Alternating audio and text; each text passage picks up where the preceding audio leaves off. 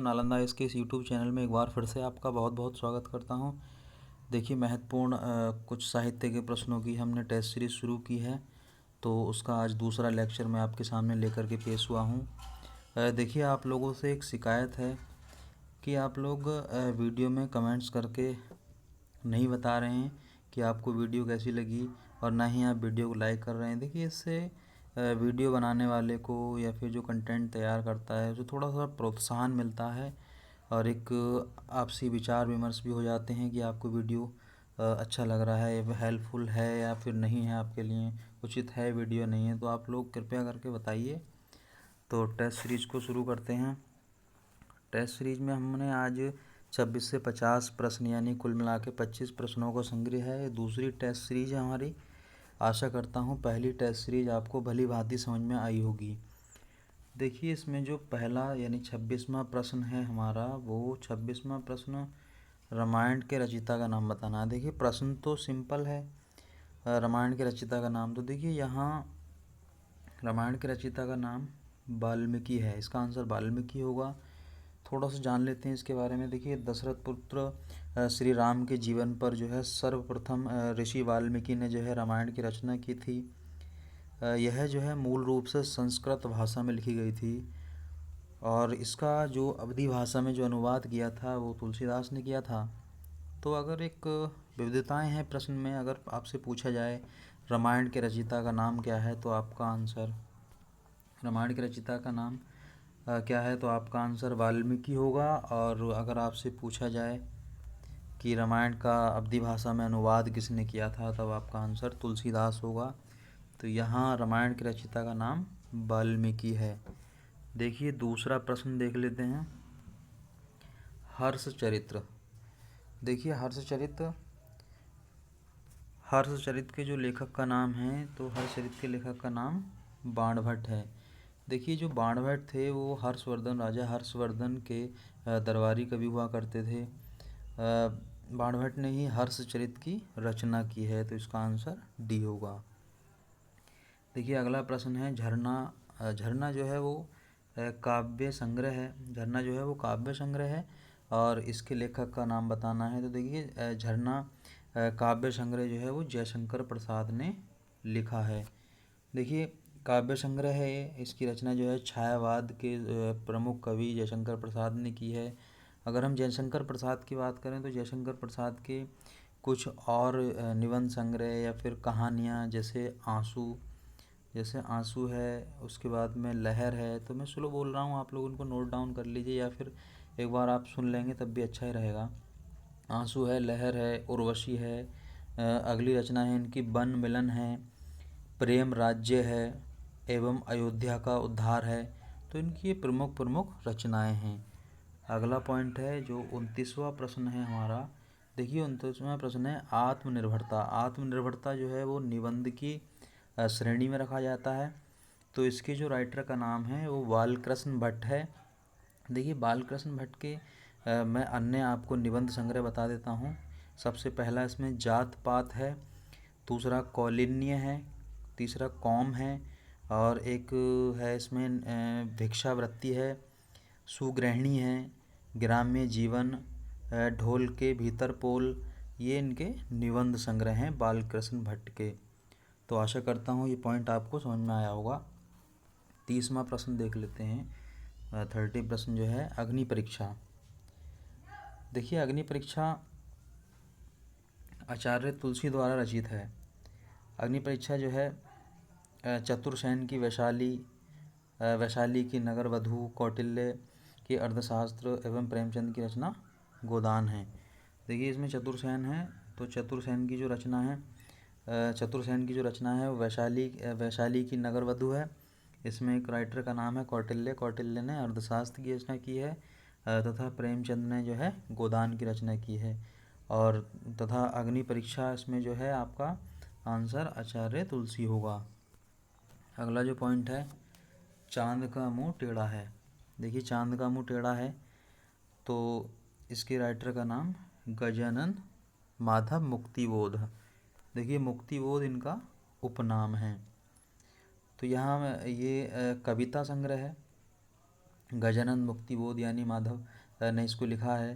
तो इनकी अन्य कविताएं जैसे भूरी भूरी खाक धूल, ब्रह्म राक्षस और अंधेरे में, तो ये गजानन माधव मुक्तिबोध की कविता संग्रह हैं। अगला जो पॉइंट है 32वां प्रश्न देख लेते हैं, लोकायत। देखिए लोकायत रचना सुमित्रानंदन पंत की है, इसका आंसर ए होगा, सुमित्रानंदन पंत की है।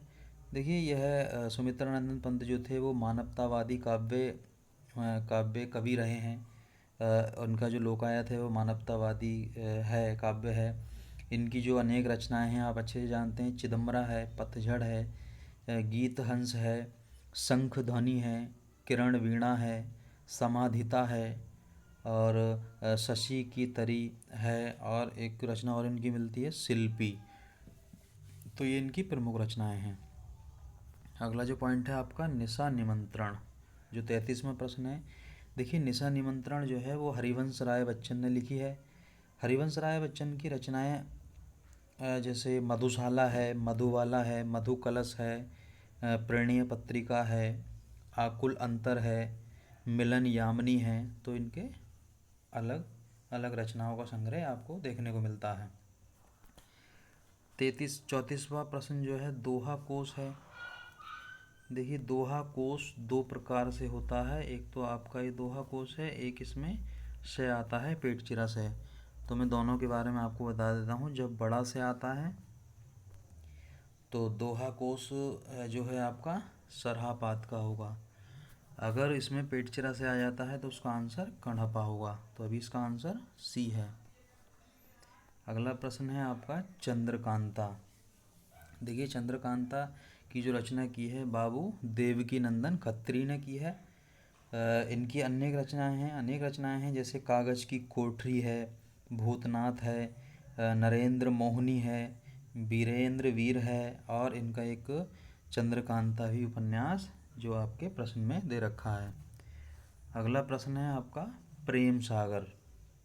देखिए प्रेम सागर जो रचना है वो इसका तीसरा आंसर होगा, लल्लूलाल की रचना है प्रेम सागर। देखिए खड़ी बोली गद्य की रचना है। इसमें जो है भागवत के दशम स्कंद यानी 10वीं कथा का जो है उल्लेख मिलता है। तो गद्य काव्य के कवि लल्लूलाल को कहा जा सकता है। अगला जो प्रश्न है आपका देखें चित्रलेखा। तो चित्रलेखा उपन्यास जो है वो भगवती चरण वर्मा का है, भगवती चरण वर्मा का है। इनकी जो है अन्य रचना है भूले बिसरे चित्र हैं, एक टेढ़े मेढ़े रास्ते मिलती है, और सभी नचावतराम है, सभी नचावत राम गोसाई इनकी रचना मिलती है। अगला जो प्रश्न है आपका 38वां प्रश्न देख लेते हैं। कुकुरमुत्ता जो है वो काव्य संग्रह है, तो वो सूर्यकांत त्रिपाठी निराला का है, इसका आंसर पहला हो जाएगा। देखिए सूर्यकांत त्रिपाठी निराला छायावाद यानी आधुनिक काल में एक युग हुआ है, छायावाद युग, उसके ये प्रमुख कवि हैं। निराला की जो है अनेक रचनाएं जो हैं, सबसे पहली रचना उसमें राम की भक्ति पूजा है, परिमल बड़ी मोस्ट है, परिमल पूछी जाती है, परिमल, तो परिमल इसमें मोस्ट है, परिमल।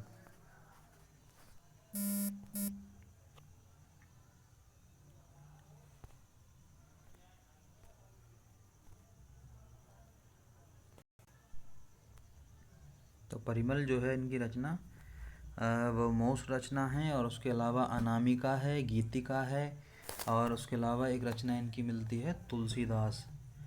ये रचना इनकी मोस्ट है तुलसीदास, इसको नोट डाउन कर लीजिएगा। तुलसीदास जो रचना है इनकी वो मोस्ट है। तो अगला जो प्रश्न है आपका 39वां जो प्रश्न है देख लेते हैं, शेखर एक जीवनी। तो शेखर एक जीवनी जो रचना है वो एक उपन्यास विधा है, उपन्यास विधा में लिखा गया है। तो इसके जो राइटर हैं वो अज्ञे हैं, अज्ञे। देखिए अज्ञे की रचना है। अज्ञे ने तार सप्तक प्रथा थी जिसका स्टार्टिंग 1943 से किया गया था, उसका भी संपादन उन्होंने किया था, और ये प्रयोगवादी कवि हैं, प्रयोगवादी कवि प्रमुख कवि हैं। अगला जो 40वां प्रश्न है आपका देखिए सांध्य गीत, ये आपका इस तरीके से लिखा जाएगा सांध्य गीत। तो सांध्य गीत के जो राइटर हैं इसमें आंसर आपका दूसरा हो जाएगा, महादेवी वर्मा इसका आंसर होगा। देखिए महादेवी वर्मा जो हैं वो छायावादी युग की जो है महत्वपूर्ण यानी प्रमुख कवित्री हैं। इनकी जो अन्य रचनाएं हैं उसमें सबसे पहले नीरजा है, निहार है, रश्मि है, सांध्य गीत जो आपके सामने हैं इन्हीं की रचना है। देखिए इन्हें यामा जो इनकी रचना है यामा, उस पर इन्हें ज्ञानपीठ पुरस्कार भी प्रदान किया गया था। तो मुझे जो है कमेंट करके आप लोग बताइए महादेवी वर्मा को ज्ञानपीठ पुरस्कार कब दिया गया था। अगला जो 41वां प्रश्न है रस मीमांसा। देखिए 41वां प्रश्न जो है रस मीमांसा। रस मीमांसा जो है आपके आचार्य रामचंद्र शुक्ल द्वारा रचित है। देखिए निबंध हैं, प्रसिद्ध निबंधकार थे आचार्य रामचंद्र शुक्ल। उन्होंने जो है चिंतामणि भाग 1 और चिंतामणि का भाग 2 तथा रस मीमांसा नाम से निबंधों का संकलन किया है। अगला जो पॉइंट है आपका 42वां जो प्रश्न है चिंतामणि। तो चिंतामणि आचार्य रामचंद्र शुक्ल द्वारा रचित एक ग्रंथों का यानी निबंधों का संकलन है। देखिए इसमें जो है श्रद्धा, भक्ति, लज्जा और ग्लानि, करुणा, कविता क्या है, उत्साह, ईर्ष्या, लोभ, काव्य, ये रहस्यवादी आदि निबंध मिलते हैं। अगला जो पॉइंट है नीरजा। देखिए नीरजा जो कविता संग्रह है, कविताओं का संग्रह है, वो आपका महादेवी वर्मा का है। इसका आंसर तीसरा हो जाएगा।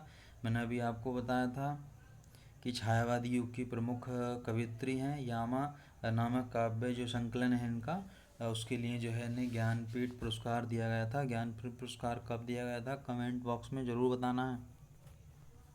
अगला जो पॉइंट है मैथिल कोकिल। मैथिली कोकिल या फिर मैथिल कोकिल कहा जा सकता है।